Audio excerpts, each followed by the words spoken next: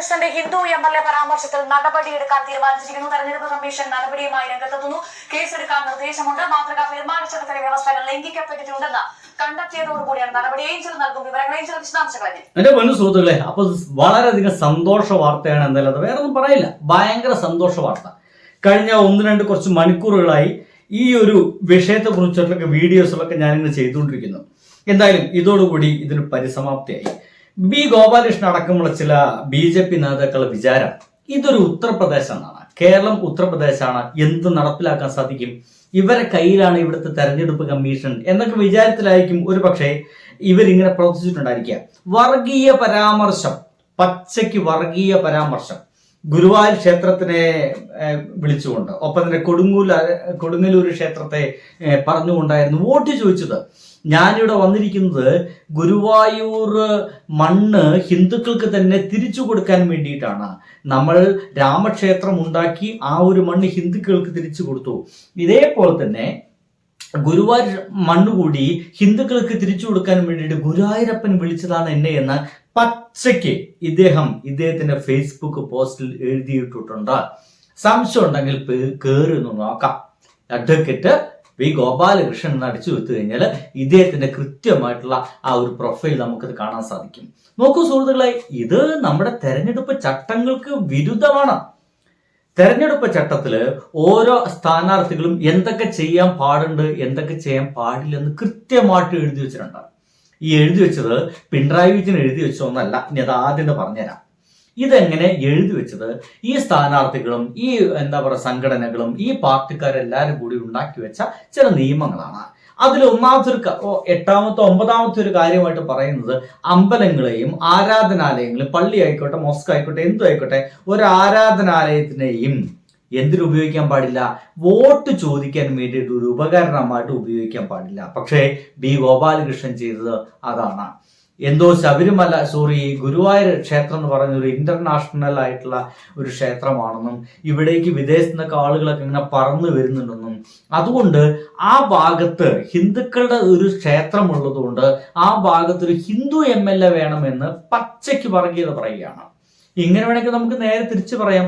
പൊന്നാനി എന്ന് പറഞ്ഞ സ്ഥലത്ത് വേണമെങ്കിൽ മുസ്ലിങ്ങളുടെ രണ്ടാമത്തെ മക്ക എന്ന് പറയുന്ന ഒരു വലിയ പള്ളിയുള്ളത് പൊന്നാനിയിലാണ്. അതുകൊണ്ട് പൊന്നാനിയിൽ MLA നിൽക്കുന്ന ആൾ മുസ്ലിം ആവണമെന്ന് അവിടെയുള്ള ആളുകൾ വാദിച്ചു കഴിഞ്ഞാൽ ഉണ്ടാവുന്ന അവസ്ഥ ആലോചിച്ച് നോക്കി. ഇനി അവരാണ് ഇത് പറയുന്നതെന്ന് ആലോചിച്ച് നോക്കി. ഇത് ഗോപാലകൃഷ്ണൻ എന്ന് പറയുന്ന ഹിന്ദു പറഞ്ഞുകൊണ്ട് വലിയ പ്രശ്നമൊന്നും ഉണ്ടാവില്ല, ആരൊന്നും പറയുന്നില്ല, ആരും വലിയ പ്രശ്നമൊന്നും ആക്കുന്നില്ല. പക്ഷേ ഈ പറഞ്ഞത് ഏതെങ്കിലും ഒരു മുസ്ലിമാണെന്ന് വിചാരിച്ചു നോക്കി. പൊന്നാനിയിൽ ഞങ്ങൾ മുസ്ലിങ്ങളെ കൂടുതൽ, ഞങ്ങളെ പള്ളിയൊക്കെ ഇവിടെ ഉള്ളത്, അതുകൊണ്ട് ഞങ്ങൾക്ക് ഇവിടെ മുസ്ലിം MLA മതി എന്ന് ഏതെങ്കിലും ഒരു മുസ്ലിം നേതാവ് പറഞ്ഞാലുണ്ടാവുന്ന പ്രശ്നം ആലോചിച്ച് നോക്കി. ഇതൊന്നുമല്ല ഉണ്ടാവുക. അതിഭീകരായിരിക്കും. അതിഭീകരമായ രീതിയിൽ അവരെ തീവ്രവാദികളായിട്ട് ചിത്രീകരിക്കാൻ ഇവിടെ ആളുകൾ ഉണ്ടായിരിക്കും. എന്തായാലും ബി ഗോപാലകൃഷ്ണന്റെ ഈ സ്ഥാനാർത്ഥിത്വം മിക്കവാറും തെറിക്കും. കേട്ടോളൂ. ഗുരുവായൂർ മണ്ഡലത്തിലെ BJP സ്ഥാനാർത്ഥിയായ ബി ഗോപാലകൃഷ്ണൻ ഗുരുവായൂർ മണ്ഡലവുമായി ബന്ധപ്പെട്ട് നടത്തിയ ചില പരാമർശങ്ങളാണ്, ആ പരാതിയിലാണ് ഇപ്പോൾ തെരഞ്ഞെടുപ്പ് കമ്മീഷൻ നടപടിയെടുത്തിരിക്കുന്നത്. അത് സംബന്ധിച്ച കേസെടുക്കാനാണ് ഇപ്പോൾ തൃശൂർ ജില്ലാ കളക്ടർക്ക് നിർദ്ദേശം നൽകിയിരിക്കുന്നത്. മാതൃകാ പെരുമാറ്റച്ചട്ടത്തിലെ വ്യവസ്ഥകൾ ലംഘിച്ചു എന്ന് ബോധ്യപ്പെട്ടതിനാണ് ഇപ്പോൾ ബി ഗോപാലകൃഷ്ണനെതിരെ നടപടിയെടുക്കാൻ, കേസെടുക്കാനുള്ള നിർദ്ദേശം ഇപ്പോൾ നൽകിയിരിക്കുന്നത്. ഇത് സംബന്ധിച്ചുള്ള ഈ വീഡിയോ സമൂഹ മാധ്യമങ്ങളിൽ നിന്ന് നീക്കം ചെയ്യാനുള്ള നിർദ്ദേശം നൽകിയിട്ടുണ്ട്. അതോടൊപ്പം തന്നെ നീക്കം ചെയ്തിട്ടുണ്ട് എന്നാണ് തെരഞ്ഞെടുപ്പ് കമ്മീഷൻ അറിയിക്കുന്നത്. അതോടൊപ്പം തന്നെ FIR ഇട്ട് കേസ് നീക്കം ചെയ്തിട്ടുണ്ട്.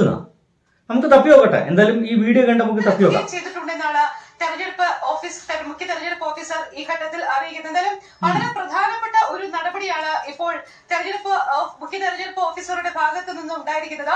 വോട്ട് നേടുന്നതിനായി ജാതി അല്ലെങ്കിൽ സാമുദായിക വിവരങ്ങൾ ഉപയോഗിക്കാൻ പാടില്ല. പള്ളികൾ, ക്ഷേത്രങ്ങൾ, മറ്റ് ആരാധനാലയങ്ങൾ എന്നിവയെ തെരഞ്ഞെടുപ്പ് പ്രചാരണത്തിനായി ബന്ധിപ്പിക്കരുത് തുടങ്ങിയ കാര്യം. പക്ഷെ ഇദ്ദേഹം അത് ബന്ധിപ്പിച്ചു.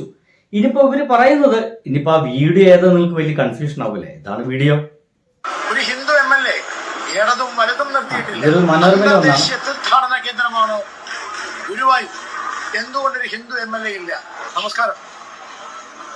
കൊടുങ്ങല്ലൂരമ്മയുടെ നടയിൽ നിന്ന് ഗുരുവായൂരപ്പന്റെ നടയിലേക്കുള്ള എന്റെ വരവ് ഭഗവാൻ ഗുരുവായൂരപ്പൻ വിളിച്ചിട്ടാണ്. ഭഗവാൻ ഗുരുവായൂരപ്പൻ വിളിച്ചിട്ടാണ് ഈ ഗുരുവായൂരപ്പൻ നടയിലേക്ക് ഇദ്ദേഹം എത്തിയത്. ആയിക്കോട്ടെ, അതിൽ പ്രശ്നമൊന്നുമില്ല. ഗുരുവായൂരപ്പൻ വിളിച്ചിട്ടാണ് ഇദ്ദേഹം എത്തിയെങ്കിൽ എന്താ പറയാൻ പറ്റുക?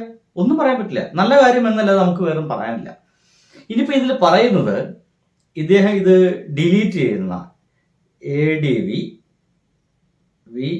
ഗോപാലകൃഷ്ണൻ, അഡ്വക്കേറ്റ് ഗോപാലകൃഷ്ണൻ. നമുക്ക് അദ്ദേഹത്തിന്റെ പേജിലൊന്ന് കയറി നോക്കാം. നോക്കട്ടെ. കാണല്ലോ. പൊന്നു സുഹൃത്തുക്കളെ, ഈ മനുഷ്യ ഡിലീറ്റ് ചെയ്തല്ലോ. നമസ്കാരം, ഞാൻ ജയരാജ് വൈദ്യർ. ആഹാ, ഇതിനോടകം തന്നെ ഡിലീറ്റ് ചെയ്തിട്ടോ സുഹൃത്തുക്കളെ. സംഗതി അദ്ദേഹത്തിന് കാര്യം മനസ്സിലായി. സംഗതിയെല്ലാം വളരെ വൃത്തിയായിട്ട് പേജിൽ നിന്ന് ഡിലീറ്റ് ചെയ്തിട്ടുണ്ട്. ഇപ്പൊ ആകെ കാണുന്ന കുറച്ച് എന്താ പറയാ, സംഗതി കൊള്ളാം. അപ്പോ താടിയുള്ളപ്പനെ പേടിയുണ്ടെന്ന് അർത്ഥം. ഇനിയെങ്കിലും BJP-ക്കാരടക്കമുള്ള ഇദ്ദേഹം അടക്കമുള്ള ആളുകളൊക്കെ മനസ്സിലാക്കേണ്ടത് ഇത് കേരളമാണ്. നിങ്ങൾ ഈ പറയുന്ന എല്ലാത്തരം കൊള്ളരുതായ്മ, ഈ വർഗീയ വർത്തമാനങ്ങളും ഇവിടെയുള്ള ജനങ്ങൾ അങ്ങനെ കേട്ടിട്ട് അങ്ങനെ പേടിച്ച് കുത്തിരിക്കുമെന്ന് വിചാരിച്ചു കഴിഞ്ഞാൽ തെറ്റിപ്പോയി. ഇവിടെയുള്ള ആളുകൾ പ്രതികരിക്കും. ഇവിടെ വിവരമുള്ള നല്ല വിദ്യാഭ്യാസമുള്ള ഒരു ജനതയാണ്. KSU ഏതൊരു നേതാവും പിന്നെ ഏതൊരു SFI നേതാവ് ആരൊക്കെയാണ് ഇതിന് കേസ് കൊടുത്തുള്ളത്. എന്തായാലും KSUക്കാർ കൊടുത്ത കേസിന് ഒരു ഗുണമുണ്ട്. ഇമ്മാതിരി ആൾക്കാരൊക്കെ സ്ഥാനാർത്ഥിത്വം തന്നെ പരാജയപ്പെടണം എന്ന് വെച്ച് കഴിഞ്ഞാൽ ഇവന്മാരെ മത്സരിക്കാൻ പോലും പാടില്ല എന്നർത്ഥം. അങ്ങനെ കേസും കൂട്ടമായിട്ട് സ്ഥാനാർത്ഥിത്വം കൂടി അങ്ങോട്ട് ഒഴിവാക്കപ്പെട്ട് കഴിഞ്ഞാൽ അപ്പോഴാണ് മനസ്സിലാവുക ഇനി വർഗീയ വർത്തമാനം കേരളത്തിൽ പറയരുതെന്നുള്ളത്. എന്തായാലും ഒരു സന്തോഷ വാർത്ത നിങ്ങളുടെ മുമ്പിലേക്ക് എത്തിക്കാൻ കഴിഞ്ഞ ചാരിതാർത്ഥ്യത്തിൽ ഞാൻ ഇവിടെ വാങ്ങട്ടെ. ബൈ.